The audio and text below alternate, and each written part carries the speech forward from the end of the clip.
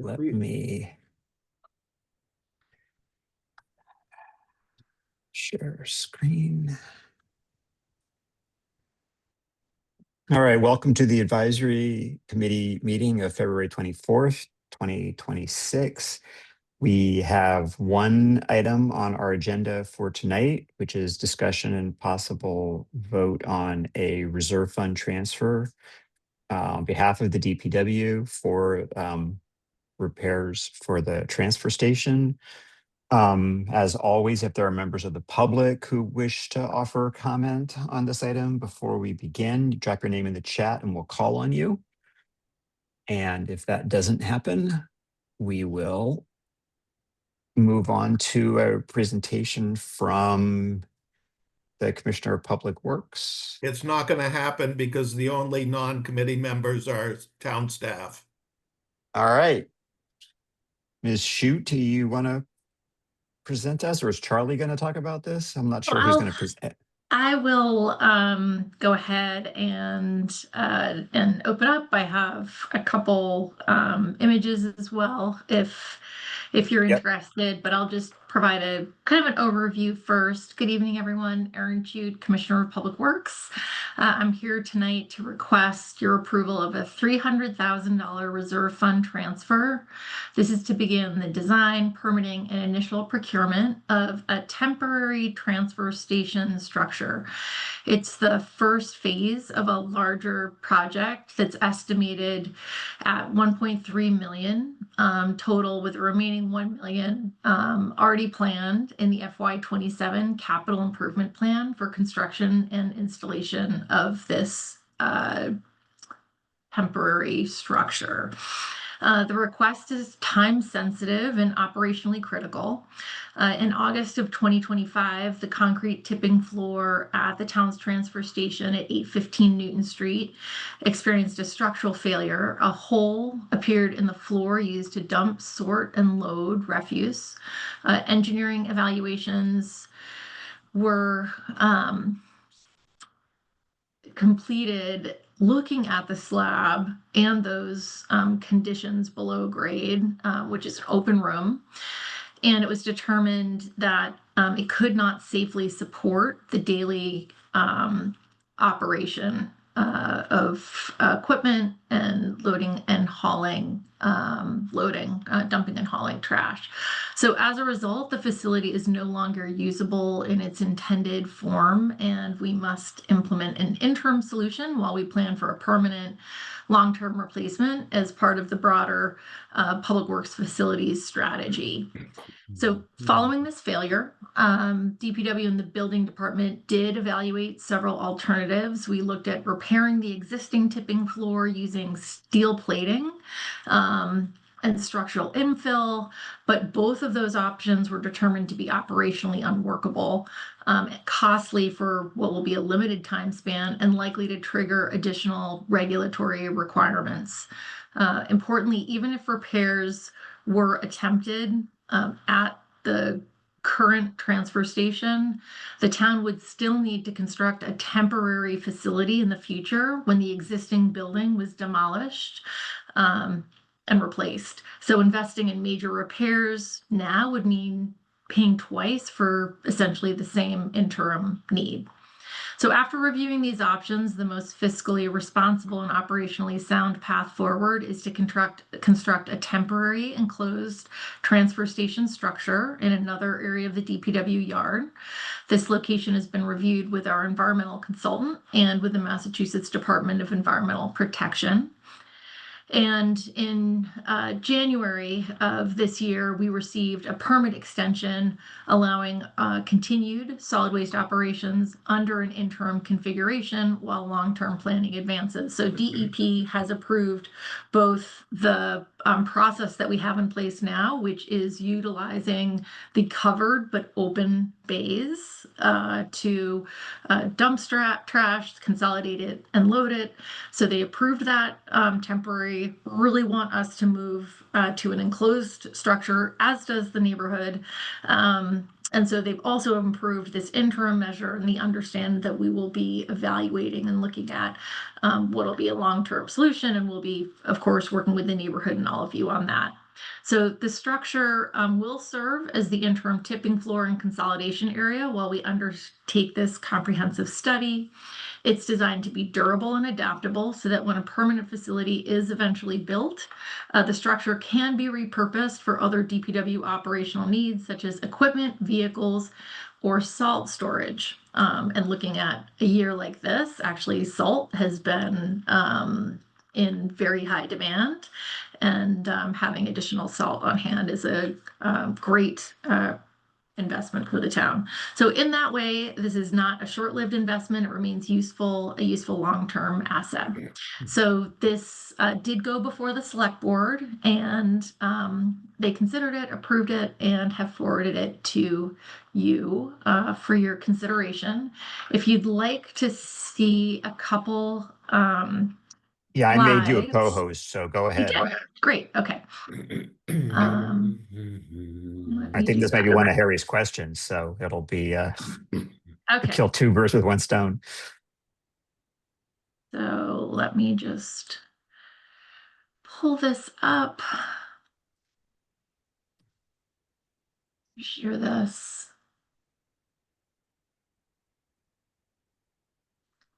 It's just a few photos. Can everyone see the Yes. PowerPoint? Okay. So just to kind of orient you, this is the transfer station, and it formerly was the location where trash would come in and be dumped, and ultimately would go into the bays for incineration. And when that operation ceased, they started using this for both recycling and trash consolidation, and then to be hauled out, and then has been used for trash subsequently. So this is the transfer station itself. This is the hole on that floor that was discovered, and ultimately they investigated it from the top, went down, investigated it from kind of the bunker down below. And as you can see, in order to make that structurally sound, it would have been a lot of work to shore that up. This is the current location where we are now having our transfer station operations. It is a temporary permit approved transfer location. You can see the bay on the side, it's covered, and that's where we'll dump and then haul the waste. What we're looking to do, and this is an aerial image of a portion of the DPW yard. You enter, if any of you have ever come to the household hazardous waste drop-off day, the area where we have the 7,000 square foot rectangle is generally the area where you will come in and be greeted by our staff who will take your materials. So we're looking to relocate that on the property and use this location as the temporary transfer station with a temporary structure. And this is the structure that we're looking at. Very simple, very straightforward. We actually are looking to do some of the prep work in-house in terms of preparing the base and base grade. It is sort of this single open use. It'll have a push wall, which is very common, and no heat, no, it's a very simple structure. And you can see this one's used for equipment storage. This is a salt, the facility being used for salt. We're looking for the reserve fund transfer specifically so that we can get started, because there's a lead time on the structure itself. We need to get stamped structural engineering plans for our site specifically, so we need that, and then civil engineering stamped plans for the site. So it's going to include stormwater management, a oil water separation, some things that'll just be required for us to provide for this facility. Once we have those plans, we'll need to go before the planning board and the zoning board of appeals per Commissioner Bennett with the building department. So that's going to take some time. We want to get those going, get that in place. If we can do a down payment once we get or a partial payment on the structure, once we get through the approvals, we can get in the queue to have them start fabricating the structure, and then we can work on some of our own site work in terms of doing a concrete slab, etc., for the structure when it's ready to be brought in. So what we're trying to do is move as quickly as possible, have the area prepared so that when we get to this summer, we can hopefully move as quickly as we can when they can get the structure into us to actually have it assembled, which once they do is a relatively short time span. So we're hoping to be up and fully operational come the fall. I think with that, Kevin can answer any questions. I can answer any questions. Dennis, shall we start the question? I think we shall. I don't see Kevin or Charlie jumping up to add anything. So let's start with your questions. Okay, so Aaron, thank you for the pictures and everything. On behalf of those of us who have never been south of Route 9, I kind of wanted to know what the building looked like, and the pictures did that. So my remaining questions are, could you or Kevin explain what a tipping floor is? And could you also just sort of give us by the very name transfer station, I'm assuming the garbage trucks go there, dump garbage, somebody transfers it to something else and goes somewhere. But could you just sort of explain that so that we know what we're talking about? That's perfect and a great question. Kevin, I'll let you take that. Okay, so yeah, there's been a little confusion about the tipping floor. The tipping floor is not actually a tip floor. It's just a term that we use in the industry. So like Harry says, you know, your regular size trash trucks that you see out on the road each day collecting trash, those trucks come up, tip, dump onto that floor.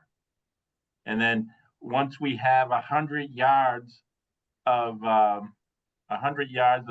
trash or 30 tons of trash on the floor, we load it into a 100-yard tractor trailer truck. Those big, long tractor trailer truck. And then those are hauled to an waste to energy incinerator plant. So that's what's called the tipping floor exactly. And then transfer station is called the transfer station because that's what we're doing. We're transferring local solid waste with larger trucks to another facility for waste. And when a local garbage truck dumps 7,000 garbage bags, is it in a hole, or what's to prevent the bags from breaking open and trash going every which way? No, it's just in an open area of the building. It's just a concrete floor slab, flat, and it's there's push walls, and once it's stabbed there, we have a loader and an excavator in the building that will scoop and load into a truck. So everything is hauled out the same day that it comes in. Okay, thank you. And Aaron, if somebody else on the committee doesn't ask you Jocelyn Murphy's questions that I think she sent you in an email yesterday, if at the end of this we could get back to those, I would appreciate it. Danelle O'Neill. I haven't seen those. Oh, So, and potentially they were sent. I'll take a look now, but we were busy. well, I realize you were probably had a lot of things to do this this past weekend. It was sent Monday at 11:53 a.m.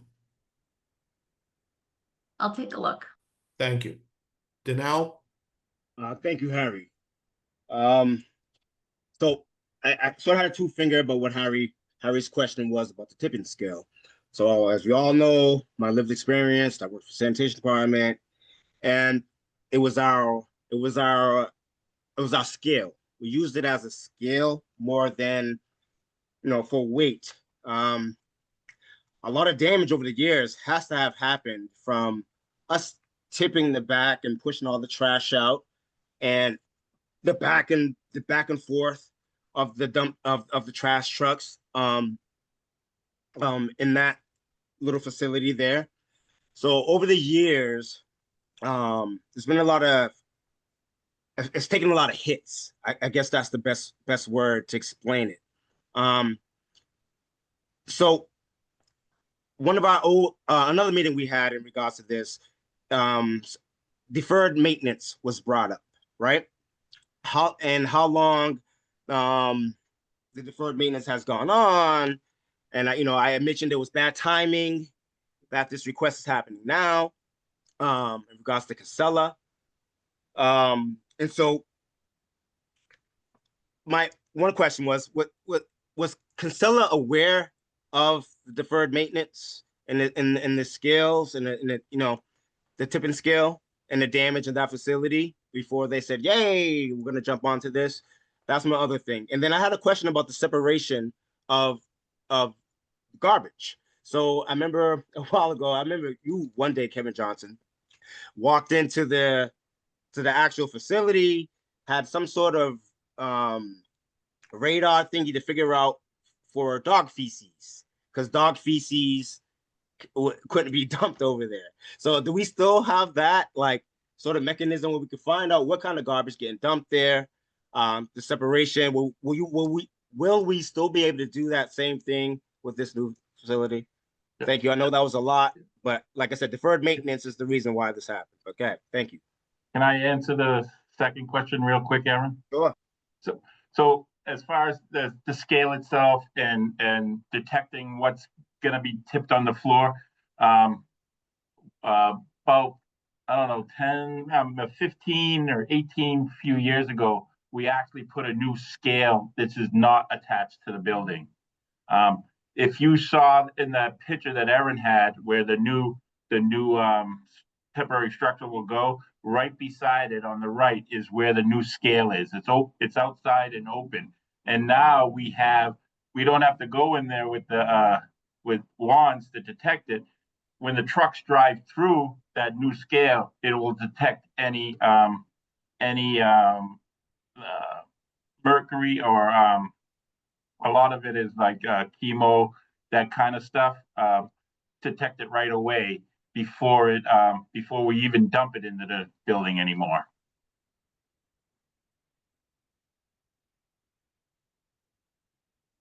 Thank you.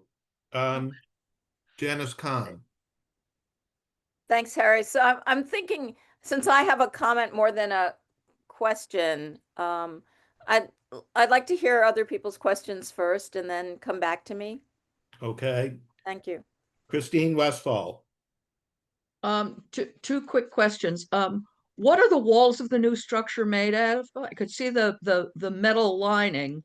What are the actual walls made out of? So, yeah, go ahead, Concrete. Kevin. Yeah, concrete blocks. That's the block, but the cover. Oh, the cover is it's a aluminum steel braces, and Right. then it's a very thick type of plastic that it goes on that goes over the trusses. So it's a Trusses. very thick, That's what it looked like, which yeah, brings me it's to a my very- second question, which is, what's the wind resistance on that based on, like the last weekend? Yeah, it is all hurricane rated, and it's all snowfall, snow weight, they meet all the criteria for the local building codes. It's fire rated as well. Yeah. Um, It's fire rated, yep. Okay, did thank give you. us the wind. I think it was 110 plus miles per hour. Yeah, I think so, yeah. Thank you. Anthony Buono. Hey guys, thanks Harry, and thanks Aaron and Jonathan for speaking tonight. I just have a quick questions about the timeline, and I might have a couple questions. So Harry, if you want to cut me off at some point, just tell me. What time of day? When did this happen? When did we notice the hole, or when was it reported? The hole was noticed on August 13th, August 15th, right around that time. And it was noticed as we were loading trucks. The operator noticed that there was a hole in the ground. We went to inspect it. We thought it might have been a floor drain that popped out, but it put a pole in there, and it just kept going down into that other room. So that's when we noticed it. Gotcha. And the operators that were loading the trucks that day, were they Brookline employees or were they private? The operators that day were private. Okay. Were they a part of Casella? Yes. Okay. So got it. To be clear, though, they Now- are the only ones that I mean, they're the ones that generally do operate Of course. the loading operation. Yeah. Of course. Gotcha. So now I have a couple more questions and how it relates to that. So how much does Casella reduce our rates based off of the use of our transfer station? Do we have a numeric number on that? So that's a somewhat complicated question. I mean, and we spent a lot of time on this in the spring, as you know, but they pay the town $14,000 a month, but there are savings that the town also realizes by having its waste consolidated, not needing to do the hauling itself, having lower disposal prices per ton because it's part of a larger bulk, and having a more competitive contract overall. So the savings are spread out over not just the additional payment on the use of the transfer station itself for other Casella customers in our town and region to come in, but also we're seeing savings in those other service categories as well. That makes sense. I think the overall line of questioning that I'm trying to understand is this whole thing is going to cost us 1.3 million, right? The 1.3 million is just the temporary structure, right? I'm trying to understand, do we save more than 1.3 million from providing the transfer station to Casella? And if not, then why would we bother doing any of this? We have a permit we have a contract with Casella. 2, we have a permit with the Department of Environmental Protection to operate what would be a transfer facility that meets their requirements. And 3, this is an incredibly valuable asset to the town to have an operable transfer station. It's not really just about Casella, for those of you that may feel like Casella is the problem. It is about the town's ability to leverage an incredibly valuable resource in the future for trash. And trash is something that is becoming increasingly complicated and difficult for municipalities to get rid of. And so the transfer station allows the town flexibility in how it might put together contracts in the future, and will, enables us to save money. If we were to get rid of, if we were to just let the transfer station go right now, that is an incredible disservice to future generations. And I imagine that we would see well over $1.3 million in just the balance of our 4 years with Casella. And not because we would be sort of in breach of contract, but because those would be the costs that they would need to bear to make a business shift like that. Gotcha. So yeah, okay. So that makes sense. So you think the 1.3 million that would directly go right into upping our contract because this transfer station is so valuable that Casella would have to recoup costs somehow. So I am saying yes, I think so, but I think we need to think about this not as about Casella, but about how the town manages trash and an incredible asset and resource for the town. Okay. Okay. I think I'll just end on this, Harry, and then you can move on. I am obviously going to vote yes on this transfer. I think having the transfer station is a huge asset for the town. There's no doubt about that in my mind. I want a transfer station in Brookline. I want that. I do just always have the fear that a public asset like this transfer station that is so vital, that we definitely need and want, is being used by a private company to make a lot of money. And then when it breaks, we have to pay to fix it. And I think that's slightly unfortunate, but that's a larger critique of a larger system. The idea that the public is upkeeping a public asset and then a private entity is profiting off of this public asset. And when the public asset breaks, the public has to fund to fix it. So, but if we save more money in the long run of having the transfer station through the contract with Casella, that makes perfect sense to me. But that's my comment, and I will be voting yes on the reserve fund transfer. Thank you. And Anthony, I'm going to use that as an opportunity to hit one of Jocelyn's questions, because you've basically sort of hit it. Aaron, was town council consulted? Casella needs to maintain an insurance policy that pays under certain circumstances. Was town council consulted to see if this is one of those circumstances that might cause a payment from Casella to us for repairs? So I just want to share that I don't have anything from Jocelyn, so I'm not sure what her, that's fine. I'm glad to take the questions as you read them. We shared sort of the full scope of the situation with town council's office and working with DEP, et cetera. And Kevin, I don't know, you're going to have to tell me if you asked this question directly in terms of whether Casella should be covering this cost.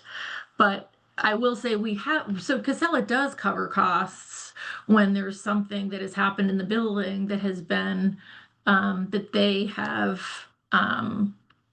impacted, that they have broken. And a couple examples that Kevin and I were recently talking about. One of their operators, when they lift the bucket, they hit the overhead garage door. So that was damage that they caused. They were responsible to repair that. There was also another case where they hit, I think it was one of the pipes or something associated with drainage. Yeah, the roof drain. Yeah, the roof drain. So they then actually brought in someone and repaired that. But I would say that generally, Casella is benefiting, but we're benefiting as well. So no, I didn't say, can we hold Casella responsible for this structural issue with the building? Because in general, we're responsible for and supposed to provide a facility that is in good working order. That is our responsibility. And they're not doing anything unusual in terms of operating the business and doing that work that would that would hold them sort of responsible for damage. You know, Okay. they're, yeah. So I guess I think and Kevin, you'll have to tell me if that was a direct question to town council, like, should we hold them responsible?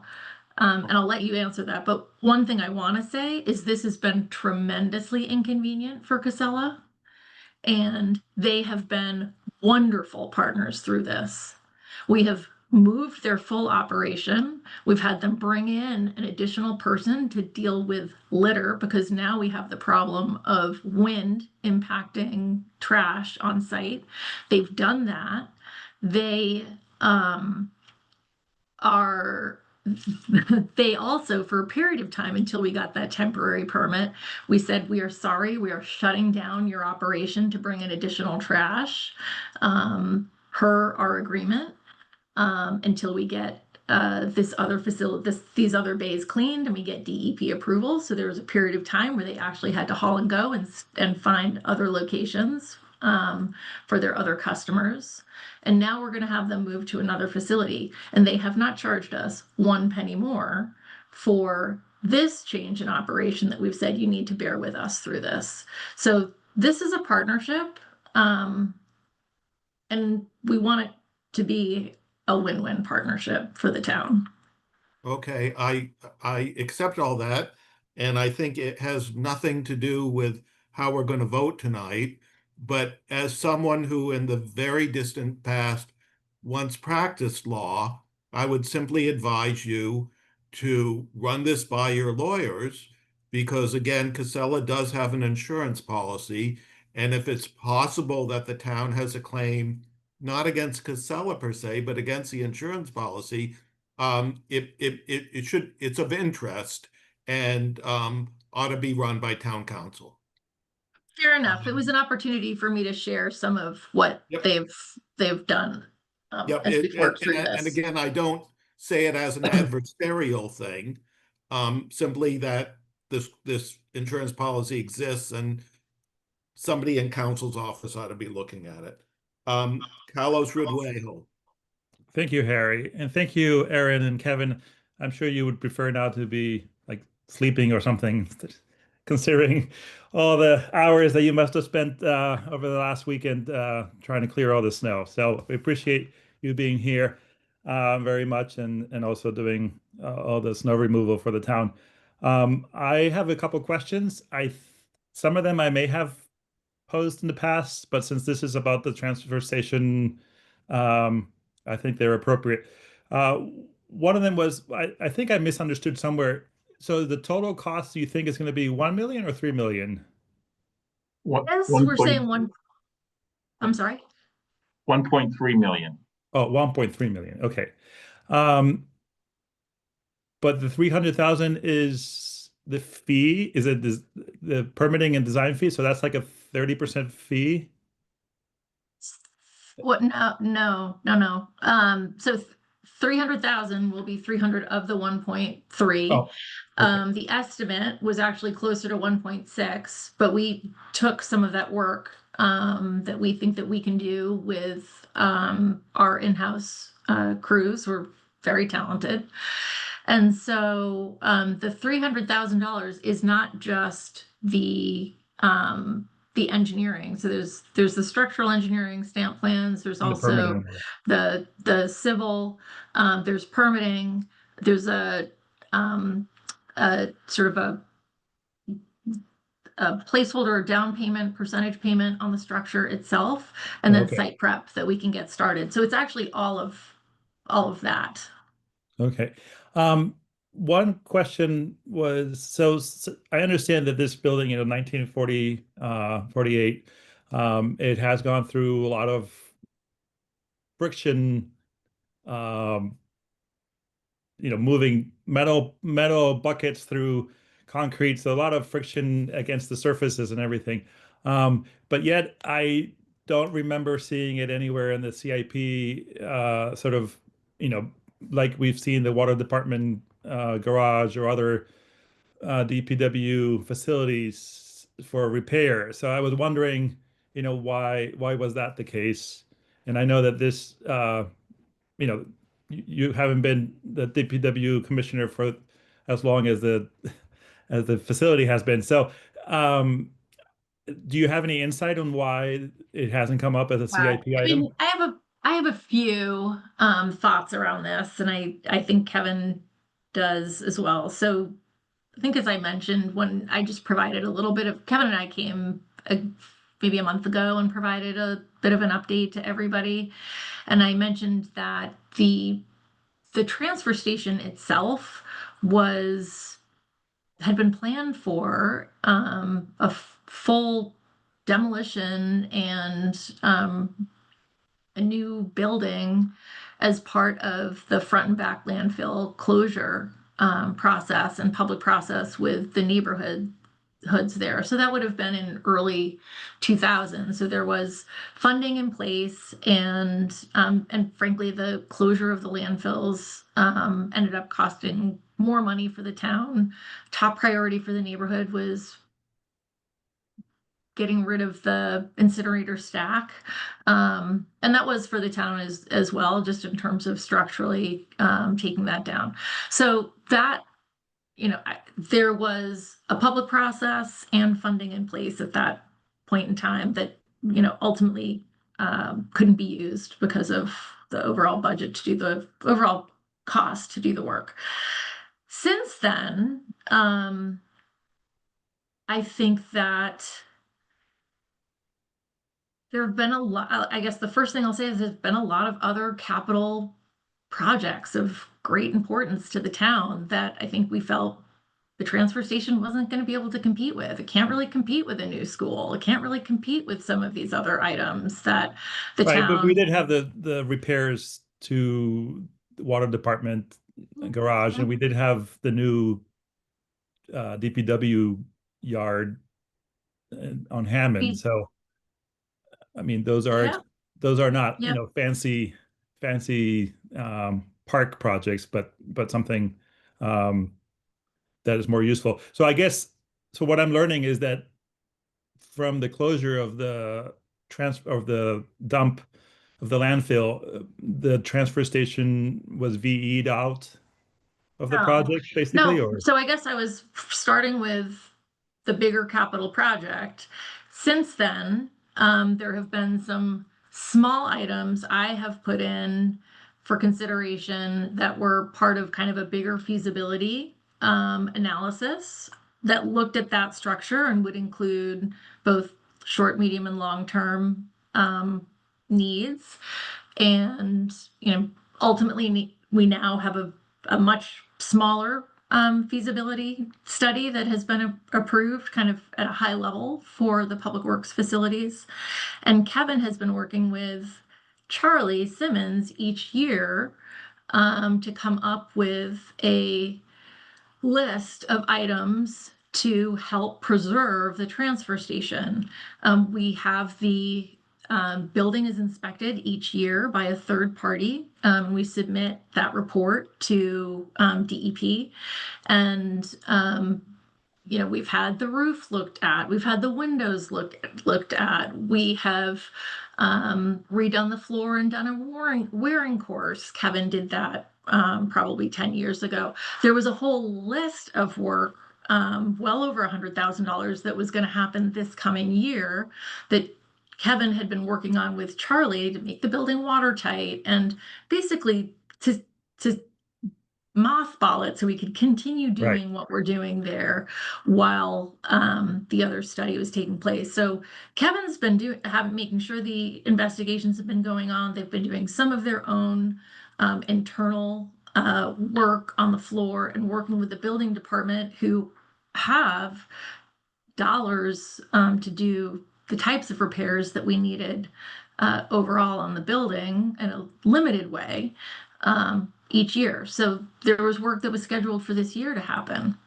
Right. I mean, it's unfortunate because a lot of the windows, the clear story, they're all broken. I mean, it has.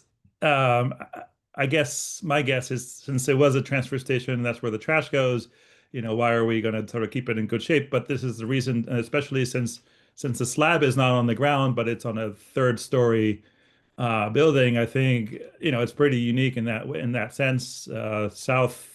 South Bay incinerator had this similar thing where it came from the top and then it dumped and then they grabbed onto for that. But so I guess I wonder, was there an inspection when it was transferred, before it was transferred over to Casella? Did Casella require an inspection, or did anyone have any kind of now that you're handling this, let's look at let's have a milestone of what the building looks like, or was Casella ever worried that they would be endangering their workers by going into a slab that is on the third floor and hasn't been inspected? I mean, did any of that happen, and was there a report of that? Because I don't have any knowledge of Casella being concerned about that, nor us being concerned about that. However, I do and have been interested in a full evaluation of the condition of the public works buildings so that we can have a conversation about long, medium, and short-term work that's required on all those facilities. So yes, I have been, I do think that's important, but this was a total surprise. This particular situation was not anticipated and was a surprise to all those involved. Right, because from the picture you just showed, it shows that it looks like it was poked and then it's balled off, because the higher the surface part is sort of circular. The bottom part has that cone, which means that it sort of didn't just fall off. It had to be sort of poked of some sort.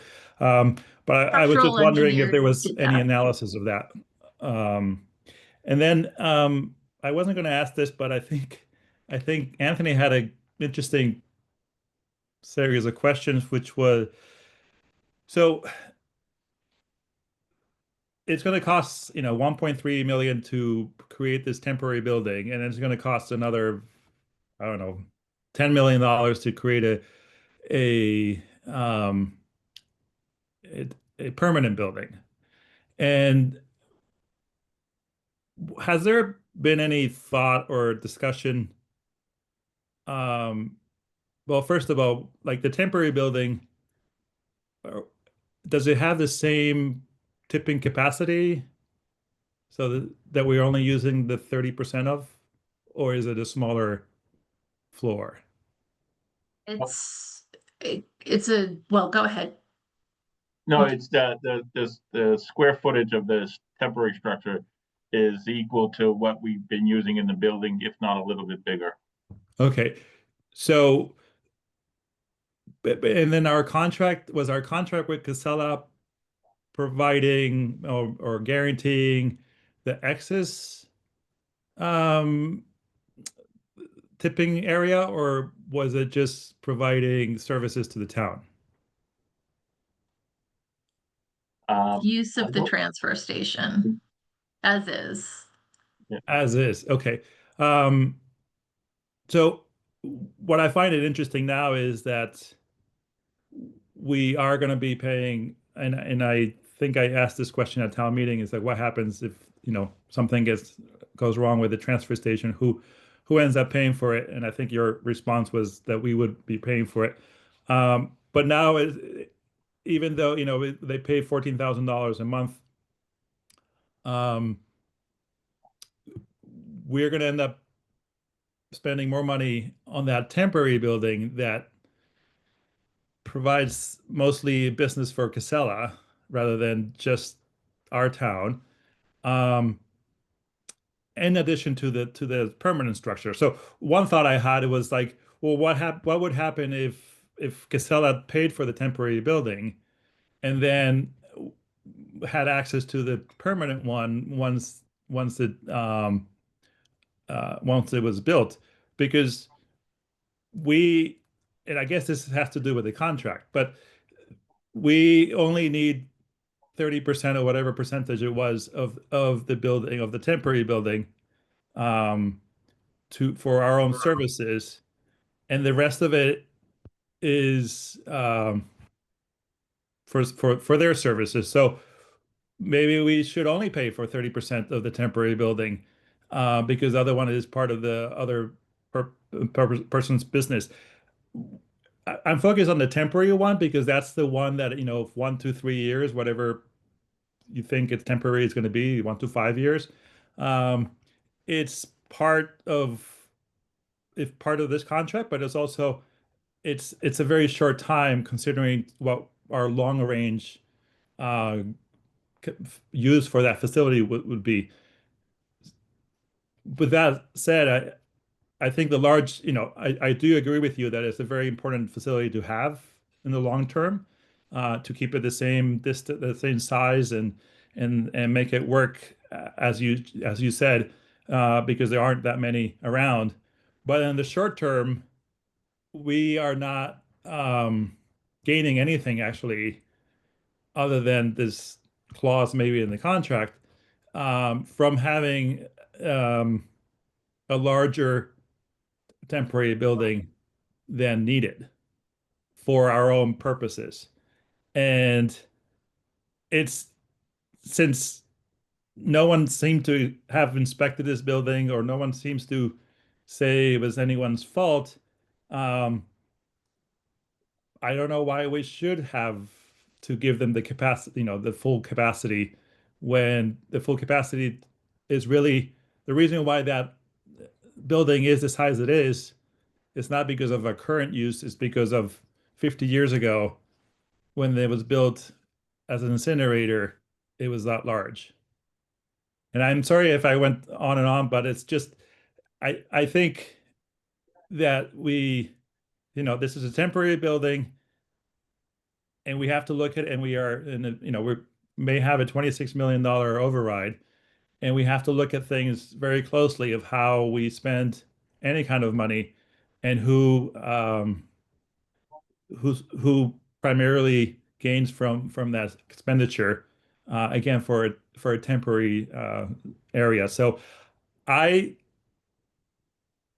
think I can't vote for this right now, the way it is, because I asked these questions early on a town meeting, and I didn't necessarily agree with the answers. And I don't think I necessarily agree with the temporary direction, although I do agree and support the permanent direction.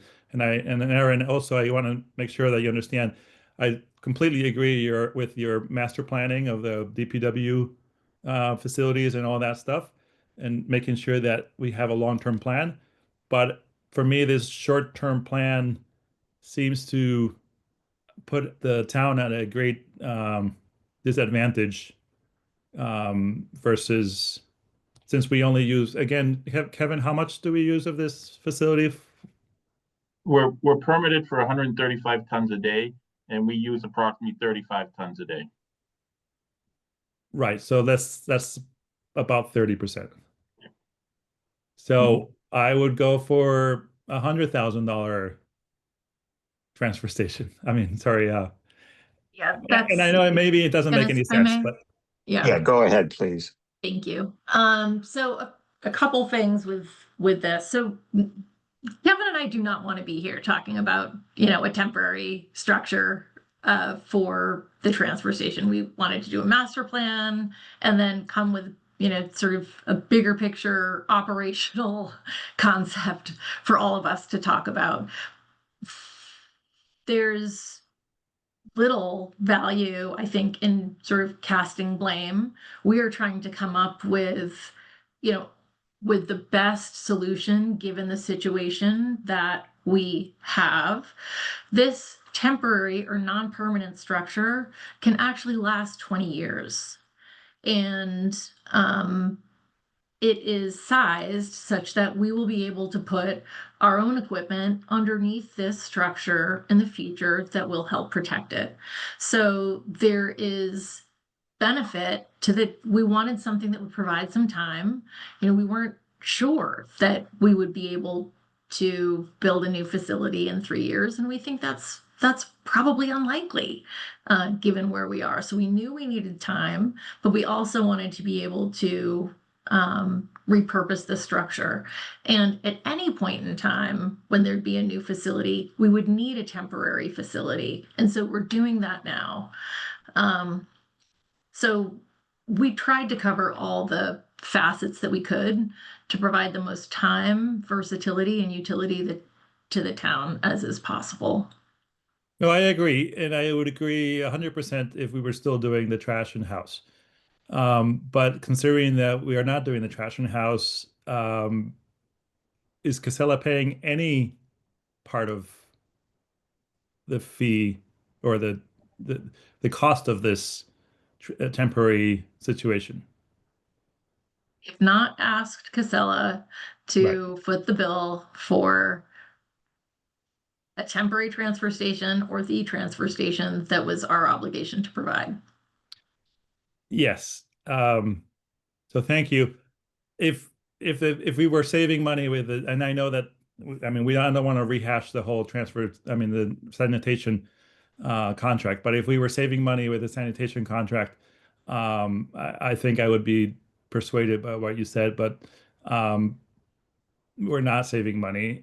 We're making it possible, but we're not saving money, and now it's costing us even more money. So I'll see what how the meeting proceeds, but right now I can't vote for it. It would be the first time I can't vote for a reserve transfer fund. Thank you. Alec Lebovitz. Thanks, Harry. And I'd just start by echoing Carlos's thanks and congratulations to Commissioner Shute and the whole DPW team for, by all accounts, what looks like excellent handling of this historic snowstorm. I know I can say as a resident of Babcock Street, my street was cleared about 30 or 40 minutes after snow stopped, completely cleared. So certainly my anecdotal testimony is it was a very successful effort, and I'm sure everyone on the call and all the residents of the town are very appreciative of those efforts. I also want to thank you, Commissioner Shute, and your team for responding so quickly, and it sounds like effectively, to this crisis of the failure of the transfer station. Between securing the state license, managing the contractual relationships we have tied up in this, and preventing operating cost hikes, I think you to be commended for that as well. And I think that service certainly does a credit to the financial management of the town, and I know we're appreciative of that. I think I share some of the concerns that have been voiced by others, but I do want to just say up front that I will be voting for this reserve fund transfer, and I agree with Commissioner Shute and DPW leadership that at this time we have no other choice. We must provide a temporary structure. It is a contractual obligation we've agreed to. It underpins now our existing service model for trash and recycling collection. Part of being a trustworthy negotiating partner that can develop and maintain strong relationships with vendors is honoring our contracts. We have to do it at this point. What I will say is I think because of the way this process is playing out, we also have an opportunity for longer term thinking about how we continue to deliver some of the services that have been facilitated by the transfer station. So in that vein, I'm curious, the feasibility study that's referenced in the transfer request letter, has the scope of that study been developed yet? I'd love it if there's any more specifics of how that's going to examine this facility, and kind of what other options might be considered in that scope of study. Sure. Yeah, that study is, I will say, it's only a $250,000 feasibility study, so it will not go into great depth. It'll be looking at the water and sewer garage, the Lars Anderson park maintenance facility, the DPW yard, and transfer station at 815, and also the municipal service center at 870 Hammond. So looking at the buildings, the operations, capacity, meeting service needs, any sort of maintenance requirements, and so some of it, and looking at the municipal service center, for example, will be sort of generally the types of things we need to be looking at that, and is the capacity of that building, which has changed over time. We brought the Parks Division in really without any changes to the building. Are there, so I guess what I'm trying to say is, yes, we're looking big picture at operations, but we're going to have a closer look at the transfer station structure in that building, because that is going to be our top priority. But we are trying to look at, are there operational efficiencies, because the buildings at Lars Anderson Park are similarly in very, very poor condition. Those are also buildings we've actually been talking about for a long time. And so, is there an opportunity to kind of do something there, or move that, make that a little bit smaller, use it for park purposes, and have a new facility there that's just supporting, the rink in the park. So we will be looking at operations, but our primary shorter term needs are Lars Anderson and the transfer station due to their age and condition. Yeah, thank you for that. And that's actually encouraging that you'll be looking at some of those other facilities. So perhaps this study will yield some impetus to prevent future deferred maintenance in other facilities, and maybe we can avoid catastrophic failures in the future. I will just say I think we should consider evaluating alternative service models and construction options or facility options, rather than just essentially a rebuild of the current transfer station. Now that we've had the benefit of operating under one model for close to or over 70 years, we're in a situation where we've made really serious structural changes to how we deliver the services that are housed in the transfer station. And I think it's important, particularly given the complex ways in which the savings from that facility flow through our contracts and through our local budget, that we do a very careful direct comparison essentially between the full economic cost of a full facility rebuild in the long term and what it might cost us to make an operational model shift. If it is in fact cheaper for us to move to a model where Brookline's garbage is hauled or transferred in another community's transfer station, that's something we need to know before we commit to a long-term capital investment of what I assume will be at least $10 million, if not more, to rebuild that full facility. So this is our opportune moment for that kind of study. We are not necessarily in a hurry right now. We're waiting on this short-term facility. We're waiting on a feasibility study. I'd really like to see a more direct comparison of the costs and benefits for a future new facility before I'd feel comfortable making, determining whether that's a wise financial decision in the long run for Brookline. I don't know if it is or not. And I think this study should be an opportunity for us to dig deeper into that and figure out what the actual accounting is. And I'll just say, we've started having our subcommittee hearings. We're in a budget environment currently where, as was said at a subcommittee hearing I rolled onto this meeting from, no position is safe, no program is sacred, and everything is on the table and up for consideration. Everything in our budget going forward in future years, in this federal environment, in this state environment, has to justify itself, and that includes this facility in the long run. As I said, I fully support the short-term facility, but this is our opportunity to think long-term. And so I would strongly encourage that the feasibility study consider alternative models and the direct comparison of costs. Thank you. Thank you, Alec. I think just to add, Harry, just on Sure. that, I think that I think that's a fair point, and something that we'll look at probably in tandem since that'll be some other types of skills associated with doing that type of economic analysis.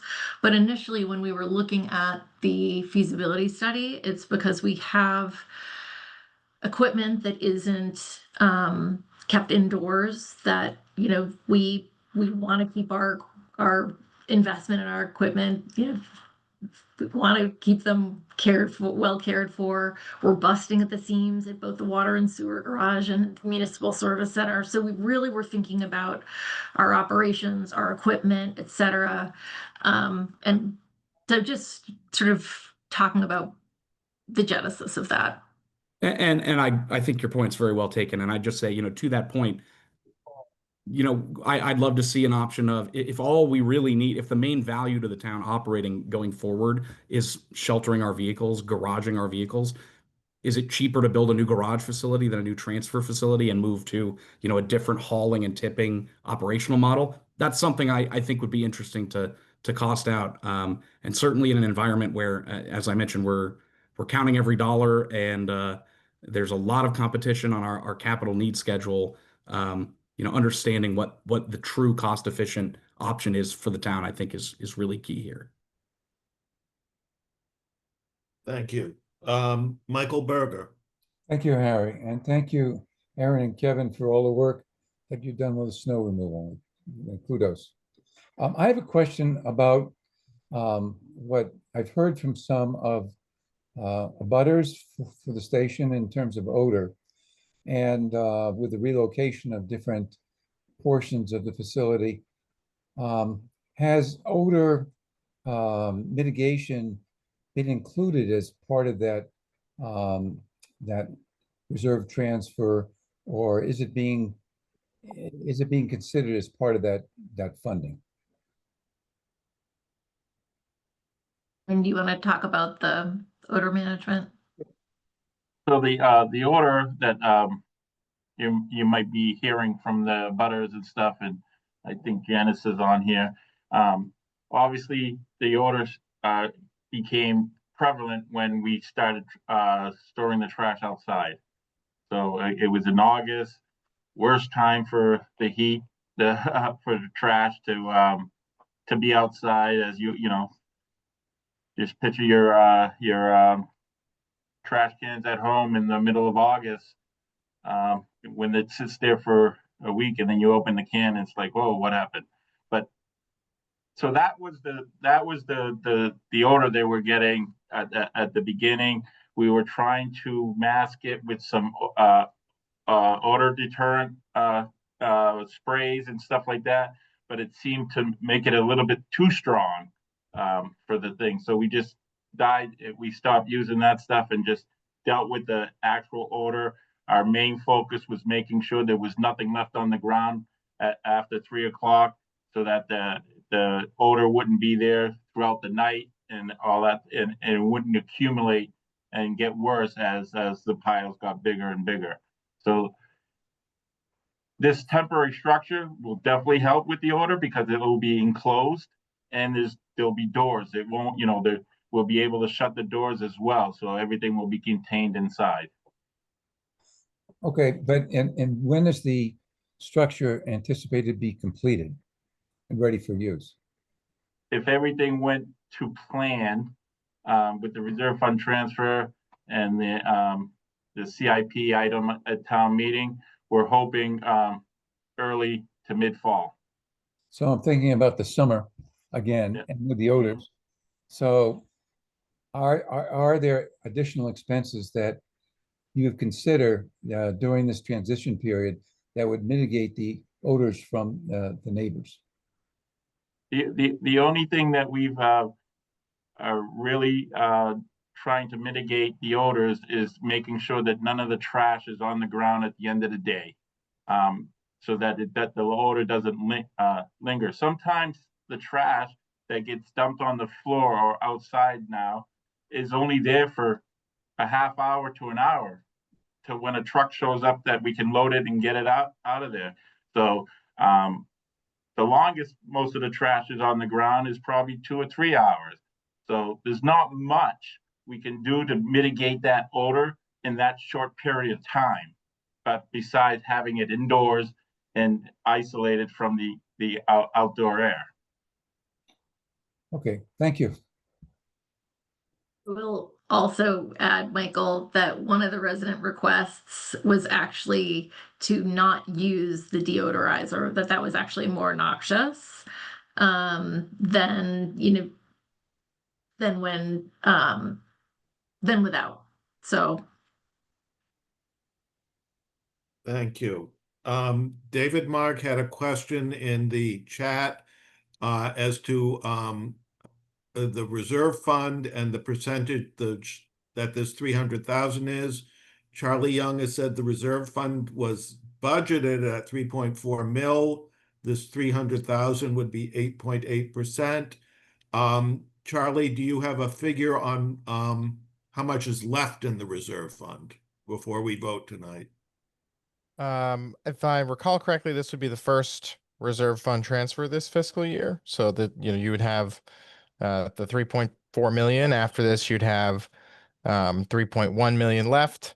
The big looming question is the snow and ice.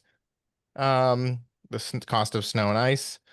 I did look back, and I think the last most significant reserve fund transfer for snow was in 2015 for 1.5 million, which Aaron can obviously, Aaron recalls differently. She can correct me on that, but I think that's what it was. And so obviously this would, this is going to be a significant year, going to cost more than that, most likely. But I think we have talked about, the best way to handle this, and obviously we could have come for a reserve fund transfer for the full amount. So this 300,000 is sort of the best way. I think internally we've been able to sequence it to get the seed money that won't take out a huge chunk of the reserve fund, and have the CIP take care of the rest on July 1st. So, just to add a little bit more to, this would be the first swing at the 3.4 million. Thank you. Christine Westfall. Just a quick comment, because I think we've beaten a lot of this to death. I want to just say a word of caution about long-term studies, particularly around trash. It's a very complex area, and the science keeps evolving. So when we talk about long-term studies, very often we're doing that with the science that's immediate, that will not necessarily be the science in 5 years or 10 years. And it's important to remember that as we try and figure out how we're going to handle trash for the town over time. There was a time when we thought that you could just bury it, and then we realized you buried it and it went on fire. So that wasn't a good plan. It takes a while to evolve these plans. It's important to realize that long-term planning is not a science, it's a best guess, and it's going to be. I definitely will support this. It seems like this building will have additional uses after we figure out what the next step is. And based on that, I think it's a good move for the town. That's all I'm going to say. Thank you. Elise, I'm assuming your comments in the chat were comments in the chat. If you wish to say anything, put your name back on the list. So at this point, I'll go to Janice Kahn.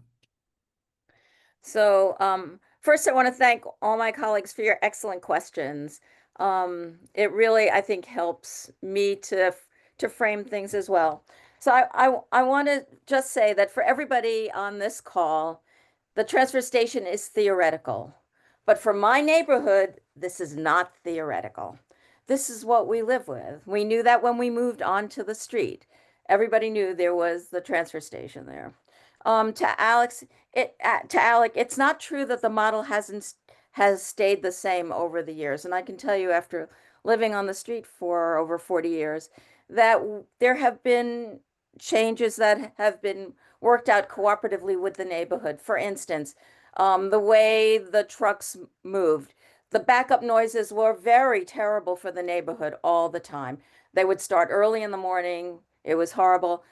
They hired an acoustic expert. There was a wall that was built to try to mitigate the sounds.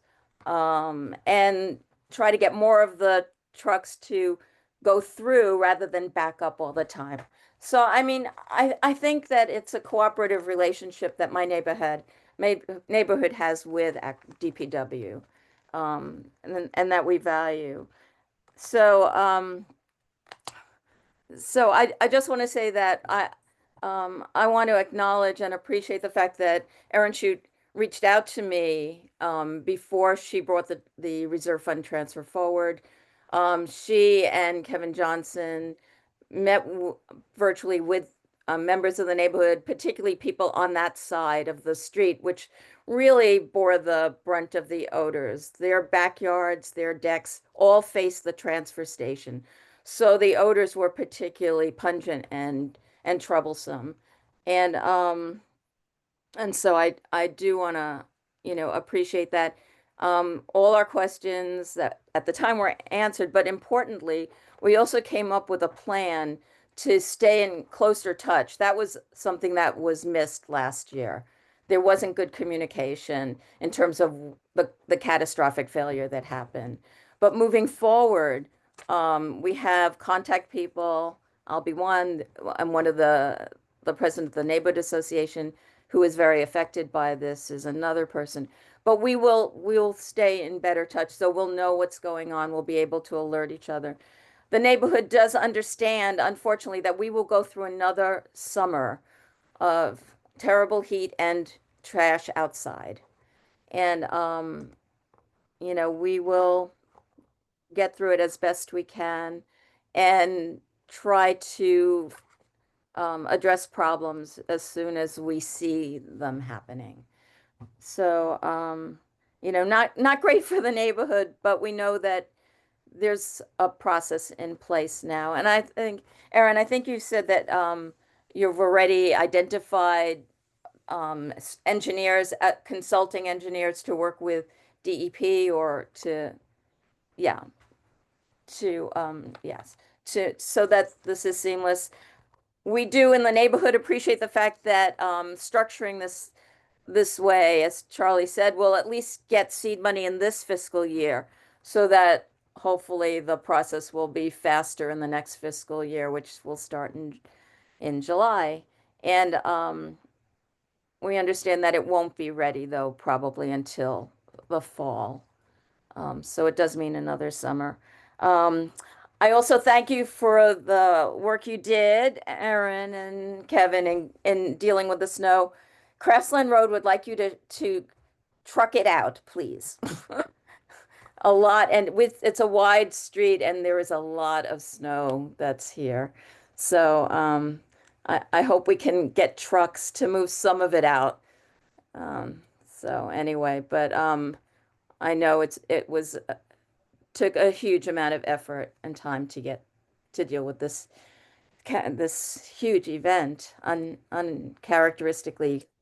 Well, we weren't used to it. Let's just say that.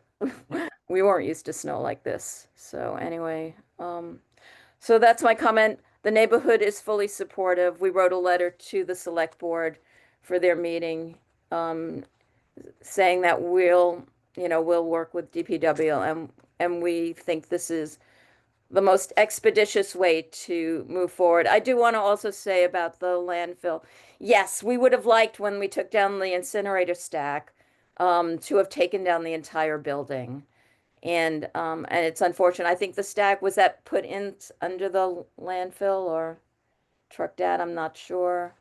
But it's complicated and it's expensive. There was asbestos in that structure, so it was an incinerator. So anyway, so this is where we are, and hopefully moving forward, we'll, as Alec pointed out, that we can figure out how to move forward and make these services that are so important to the town more efficient and more modern. Thank you. Thank you. Dennis, that's the end of the list. Great. So I think we're ready for a motion. So I would move favorable action on a reserve fund transfer of 300,000. Seconded. Sounds good. So we're going to be voting on a motion to approve a reserve fund transfer in the amount of $300,000 as noted in the memo to commence the design, engineering, permitting, and additional procurement associated with the non-permanent transfer station structure in accordance with the DEP approvals as requested by the DPW. So we'll go and we'll vote. Michael Berger, Yes. Harry Boers, Yes. Cliff Brown, I don't believe he's here. Anthony Buono, Yes. Elise Kuchar Stone, Yes. John Doggett, Not here. Harry Friedman, Yes. David Mark Goldstein, Yes. Neil Gordon, Yes. Susan Granoff, Yes. Harry Grossman, Yes. Kelly Hardebeck, Yes, and thank you to Aaron and team for all the work you've done over the last couple days. It's much appreciated. Lisa Jonas, Not here. Janice Kahn, Yes, and thank you. Brian Ladd, Yes. Alec Lebovitz, Yes. Carol Levin, Yes. Liz Linder, Not here. Pam Lodish. Yes. Jocelyn Murphy was not here. Danelle O'Neill, I am sorry to those who know, but I'm gonna say no. No, no, no. Lynn Dolson Pelkey, Yes. Fran Perler, Yes. David Pollack was not here. Carlos Reduejo, I'm sorry, but I have to vote no. Margaret Robotham. She might not be here. She was here. All right, well, Lee Selwyn, Looks like she dropped out. Lee is Okay. not here. Christine Westfall. Yes.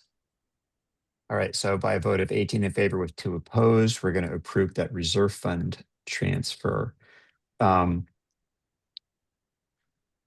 Thank you to the department for coming out tonight. And let me echo everyone else in saying thank you for all the work that has gone on over this past week to deal with the snow emergency. I think we are ready to, we can let you guys Thank you. go. That And- sounds great. If I may, I Yes, just want to share what an incredible job the DPW staff has done through the operation, and they have been just tireless. They're very tired, but really they have just brought incredible energy and teamwork to supporting the town, and it is a really remarkable crew. So I just want to share how strong this DPW team is. So thanks. Thank you. Thank you, Aaron. How tall is the snow pile right now? Oh, it's It very is tall. When we come very tall. with the Um, reserve fund transfer, we'll share some photos. You can sell a It's a ski deal.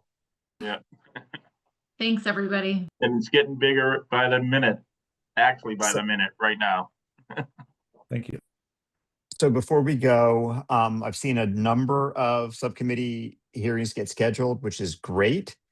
Keep it coming. Harry, do you want to make announcements about upcoming Yeah. schedule? Well, so the warrant closes tomorrow. Right.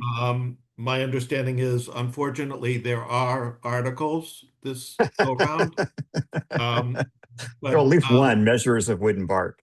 yeah, unless Charlie Young is still here, and I think he dropped off, I don't have a clear idea of how many.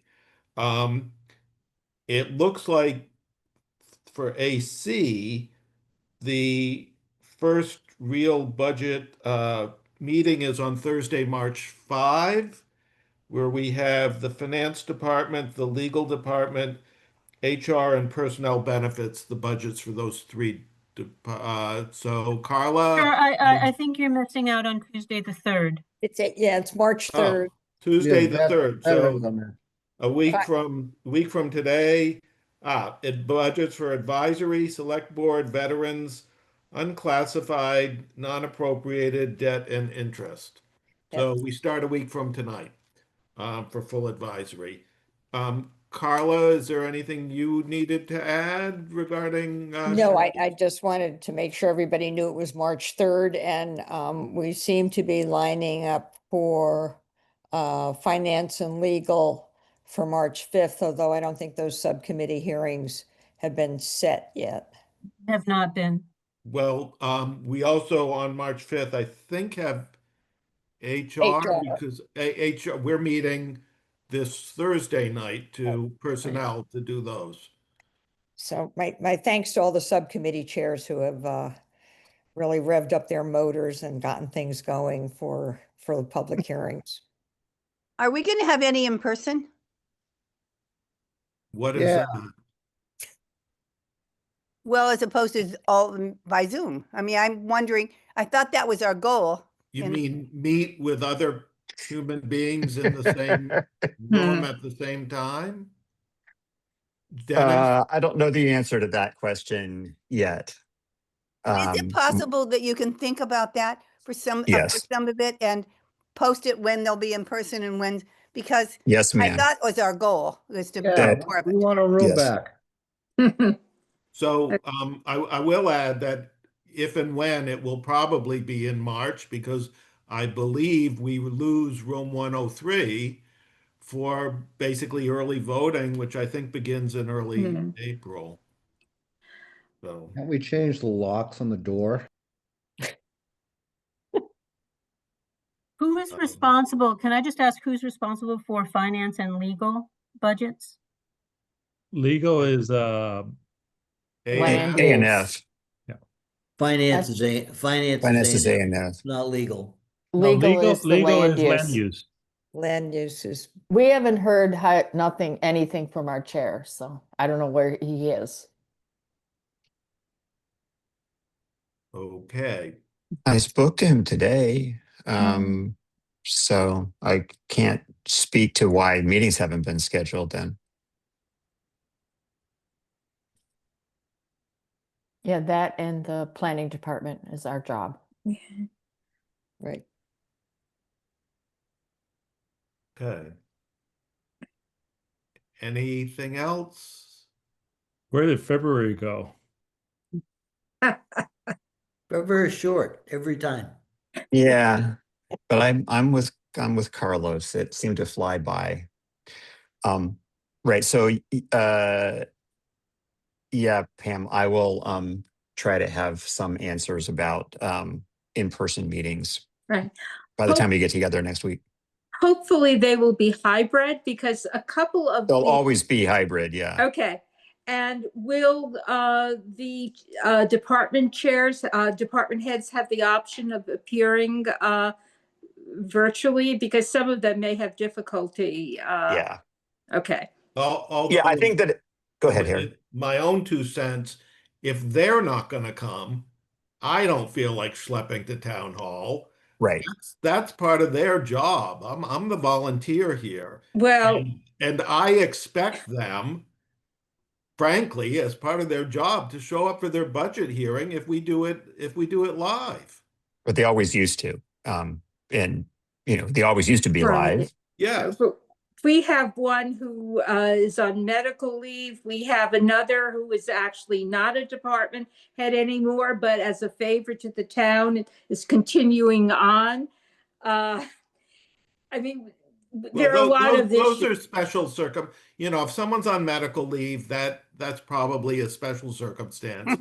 If someone isn't a department head, that's kind of a special circumstance. But I mean, the ones who are real live department heads showing up at town hall at least one day a week, frankly, they ought to show up for their own budget hearings. Especially if they show up in person for the select board. Yeah. Especially if they want the money. There are also other rooms. There's the Denny room. There's the 5th floor school committee room that they don't use every Tuesday. There are other places where we could meet in person besides 103. Yeah, the Denny room has been not that great, but not the that school great, committee but- room we have made use of in the past. Yeah. select board room on Thursdays might be available. So we have options. Elise, do you have a comment? Yeah, I just had a question. Given, I think everything that's going on with the override and how the budgets are sort of changing and fluctuating as we go into town meeting, I'm wondering if we can create or have our meetings separate from when the select board is having theirs, or how that actually works, because it's difficult to be able to follow along to see what they're saying and then come to this body and feel informed. Well, Lisa, as you know, the budget is the advisory committee's budget. Yes, agreed, but so they should listen to us. Well, sure, except I know. Yes, except I find that there are some political narratives that get said during the. Are you referring just specifically to the practical conflict between our meetings happening on Tuesday nights at a particular time? Yeah. I can't actually speak to the history of how Tuesdays and Thursdays became the AC night, but we're certainly not changing it at the moment. I mean, it's something we could explore for the future potentially. But Carla, it looks like you raised your hand. Maybe you have some history to offer. I don't have any history to offer. I mean, the Tuesdays and Thursdays is even older than I am, which really says something. But obviously, the select board only reviews budgets on Tuesdays. Very often, I'll just watch the recording of a select board meeting to hear the comments and the discussions. I've worked very hard to make sure that we haven't double booked department heads, so they're not expected to present to the select board and the advisory committee in the same evening. So, yeah, I think that's wonderful. So not having been around for the whole history, I do remember when the advisory committee mostly only met on Tuesdays because the warrants were shorter and, and so on. Thursday was somewhat out of the ordinary. And when both the select board and the advisory committee were meeting at town hall only, there was no hybrid, hadn't been invented yet. It was really easy for the staff to only have to be there on Tuesday evening to ride up and down the elevator rather than spend a couple of nights, with us in a row. Yeah, that makes sense. Okay, thanks, guys. I was just curious. Sure. All right, so we'll see everyone in a week. Yeah. Thank you. And you're going to have another reserve fund transfer coming. Yeah, we are going to have another reserve fund transfer coming. But I think that's easy enough to slot into the meeting on the 3rd or the 5th. Assuming that, I haven't seen the paperwork yet, so. Right, the select board voted it this evening. Oh, okay. Did they explain why that was unforeseen? I will confess I was eating dinner and I wasn't paying too much attention. Okay. Somebody tell us what it's for. It's study. Sorry, go ahead. Go ahead, Carla. You heard it's another $25,000 to wrap up the comp plan. I'm sorry, not the comp plan. No, it's for CLA. I'm sorry. I was going to say that's a new one then. No, it's the quote unquote audit that happened last year. There were some recommendations, I guess, that came out of that want to be followed up on. Right, and the Revenue and Expenditure Study Committee was very insistent that they wanted to see this wrapping up by the audit committee, I think it's CLA, before the override went on the ballot. So. Maybe the answer to your question, Carlos, will be it was unforeseen that the Expenditures and Revenue Study Committee would do their job. No, that's what I was just thinking, is that it's unforeseen because it's coming from them and not from the budget. So maybe that's why. And according to Chaz, you said it more nicely. According to Chaz, yes, he was saying that it's something the advisory committee really wants. So therefore, it is something that we want. Although I also have said to him that he said to us last week, 2 weeks ago, when I've already lost track of when he presented to us, how they were cutting funds like this out of the select board budget for as the proposal. And I said, it's these kinds of things ought to be budgeted out of out of a budget for the purpose of doing this kind of investigation, because we know we're going to want to do these sorts of things rather than always going to the reserve fund for it. Well, there's a lot of interesting back and forth between the select board and the town administrator this evening about the cuts that are being recommended by the town administrator and his staff. The select board wants to discuss alternatives. So we'll see what happens. Yes, they wanted to see a menu and then be able to choose from there and how they got to this menu.